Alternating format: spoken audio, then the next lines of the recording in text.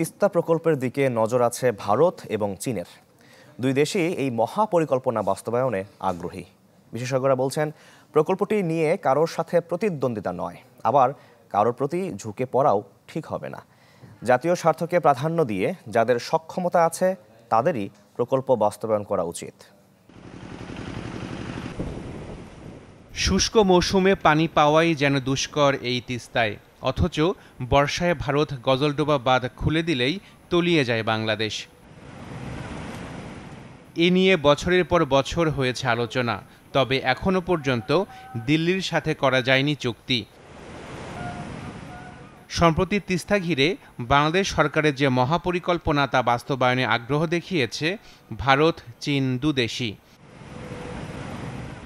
আন্তর্জাতিক সম্পর্ক বিশ্লেষকরা বলছেন, এই প্রকল্প নিয়ে কারোর সাথে প্রতিদ্বন্দ্বিতা বা কারোর প্রতি ঝুঁকে পড়া নয়, নজর রাখতে হবে সক্ষমতায়। সেক্ষেত্রে আমরা প্রতিদ্বন্দ্বিতায় যেতে চাই না, কিন্তু এটাও ঠিক যে আমরা এই প্রকল্প নিয়ে ঝুলে পড়ার ব্যবস্থায় বা আবার ঝুলে পড়ি, এটাও তো আমরা চাই না।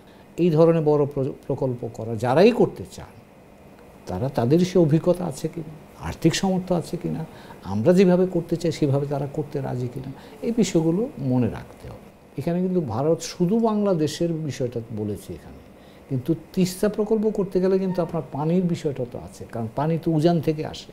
তো তিস্তা বেসিনের একটা জায়গা প্রয়োজনও কিন্তু এখানে। একমাত্র ওয়ালটন এসি দিচ্ছে 1 বছরের রিপ্লেসমেন্ট গ্যারান্টি এবং কম্প্রেসারের 10 বছরের গ্যারান্টি। বা এই প্রকল্পের সাথে এটার একটা সংযুক্তি বা এক ধরনের একটা যোগাযোগ থাকতে হবে। তো সেটার ব্যাপারে কিন্তু কোনো কথা আমরা এখনো শুনিনি। কাজেই এই তিস্তা প্রকল্পটা যেই করুক তাকেই কিন্তু এই বিষয়টা মনে রেখেই একটা বড় পানির প্রবাহ এবং ব্যবস্থাপনা সেগুলো চিন্তা করতে হবে। আমরা আমাদের জাতীয় স্বার্থের কথাটা মনে রেখেই আমরা এই কাজটা কাদের সাথে করবো সেটা সিদ্ধান্ত নিতে হবে। সেটা ভারত হতে পারে, সেটা চীন হতে পারে, সেটা অন্য কেউ হতে পারে। এই নদী বিশেষজ্ঞের মত, তিস্তার প্রবল স্রোতের কারণেই এই নদী ঘিরে যে কোনো প্রকল্প বাস্তবায়নই কঠিন। বন্যা উপদ্রুত এলাকা তিস্তার অববাহিকা, কিন্তু এই প্লাবনটা রোধ করা হয়েছে তিস্তার দুধারে দুটো বাঁধ দিয়ে। বলে দুই বাঁধের মাঝে যে তিস্তার যে প্রবাহ পথ, সেখানে এই প্রকল্পটা নেওয়া হয়েছে। এই প্রকল্প ওখানে করলে একটা হলো যে যেই বন্যা হবে তখন এই প্রবাহে এটা বাধা দিবে। বাধা দেওয়া কি, এটা হলো বন্যার তিস্তার নদীর সেই পরিমাণ শক্তি আছে যে প্রতি বছর যেখানে যে কোনো স্থাপনা নির্মাণ করা হোক না কেন ওই প্রবাহ পথের মধ্যে সব ভেঙে নিয়ে যাবে। আচ্ছা, আরেকটা জিনিস হলো যে ওখানে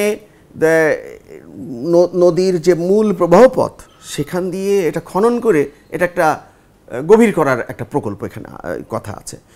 কোনো আসে যায় না, কারণ সেখানে একবার বন্যা হলে যে পরিমাণ পলি আসে সব ভরাট হয়ে যাবে।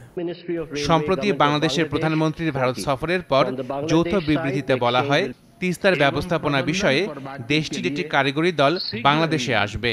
এক টেকনিক্যাল টিম বাংলাদেশ का दौरा करेगी। আশিকুন প্রিন্স, চ্যানেল 24, ঢাকা।